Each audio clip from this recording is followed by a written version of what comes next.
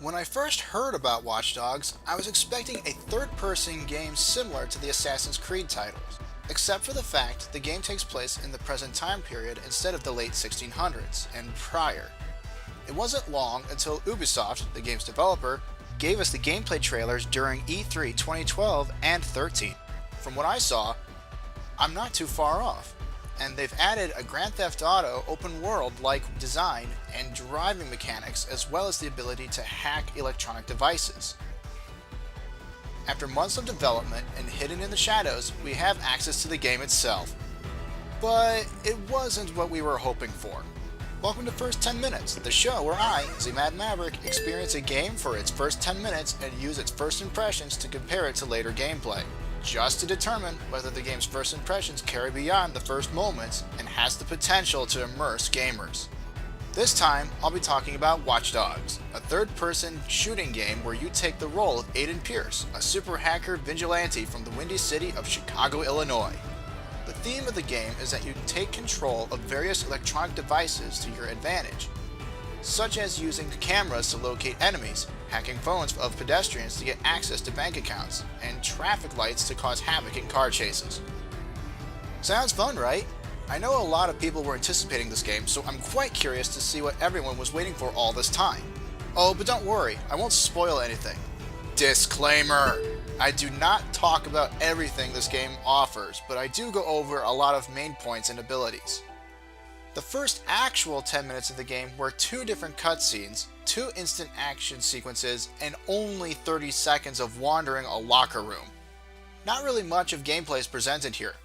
The first cutscene establishes the lore of the game and the motive for our hero. I got this feeling that this game is more story-driven rather than gameplay-driven. Don't get me wrong, I love a good in-depth story. I love how they establish the backstory, lore, and motivation of our hero in this game. However, it's sometimes good to get straight to the point, or even introduce story as you go through with gameplay and tutorial. Anyways, the actual gameplay takes place after the second cutscene, which establishes the setup for the tutorial level. We have to get away from the cops as our accomplice, Jordy Chin, gives us a cover-up for our escape.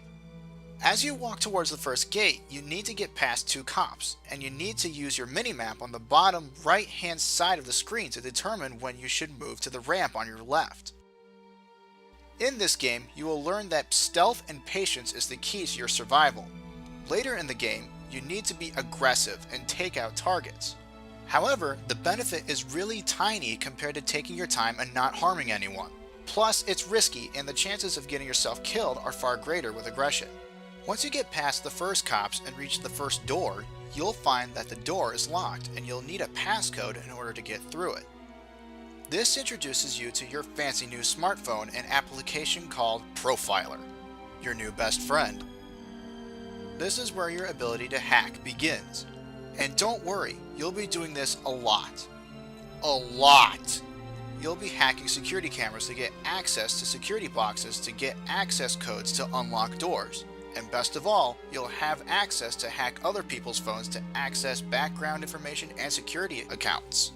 The most useful feature is to find enemies and ping them. That way, you'll know where they are at all times on the main screen and minimap. In the next room, you will need to distract a guard so the player can get past him.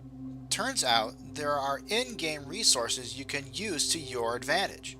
This introduces us to a crafting mechanic in the game, which we create gadgets and perks that can help Aiden get to his goal. The first thing we craft is an audio lure. These crafting recipes will become more available to you as you progress through the game.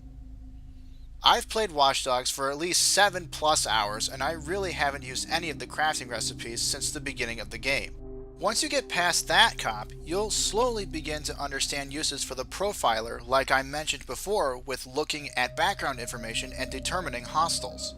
One blackout later, you'll get a phone call from Jordy informing you that he has a car for your getaway. Say hi to your main method of transport. Hello, car! Are you going to take me from point A to point B safely without getting myself hurt and or caught by the cops? I shouldn't have trusted you! I shouldn't have trusted you! Okay, your first car is one slippery ride. Beyond the 10 minutes, I hated driving in this game.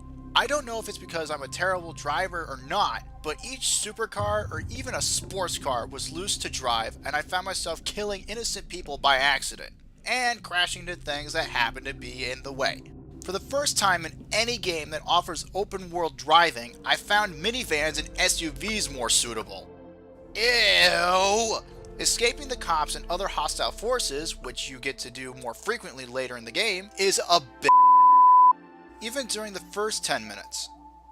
Yes, some people can get away with no problem. However, later in the game, you're going to be ramming into targets with your car trying to take them out. Where's my gun? What happened to shooting people from my car? Where is that? That would be helpful. Afterwards, you can either stay and fight or escape the remnants of whoever is trying to kill you, and expect at least one bad guy following you in his car, tailing you until the ends of the earth. Otherwise, the option of killing all the people chasing you seem more valid. Unless they're the cops. They'll just keep coming until you escape. That's when you use the resources around you. Remember me mentioning those traffic lights earlier? Not only can you use traffic lights, but blockers and bridges too. However, you need to upgrade your abilities before you can do that. To upgrade your abilities, you need to complete contracts that you find and preventing crimes in Chicago. And I have to say, doing just that is rather boring. At least in this game. How does Watch Dogs' first impression hold up to later? The establishment of the game is explained in the first 10 minutes of the story, and it does stick to it. As for the first 10 minutes of gameplay, everything you need to know and to progress is explained at the start. Everything the game teaches you at the start does become useful, except for crafting. It does have its benefits, but I have found myself to not really using any of the recipes at all. And you will be hacking quite a bit in this game, and it does get boring quickly. The driving was poorly advertised compared to the gameplay trailer we were given at E3 last year. Either way, I think the driving mechanic in Watch Dogs wasn't executed well. Plus, there are side games you can play. They don't really serve a purpose other than something extra to do. I believe my problem with this game, and I think most others, is Watch Dogs was overhyped for what it was and currently is. For a guy who knew very little about the game, I was kind of secretly hoping this game would be good. From what I witnessed was graphics that didn't feel like much of an improvement compared to Ubisoft's past titles. I was playing on the Xbox 360 version of the game, and the graphics and gameplay is not that much different on a next-gen console. Sometimes the controls got awkward for me too. I ended up either stuck on walls or couldn't get behind cover in some scenarios. Plus, the movement is very sensitive, and I kept spazzing around as I tried to avoid detection.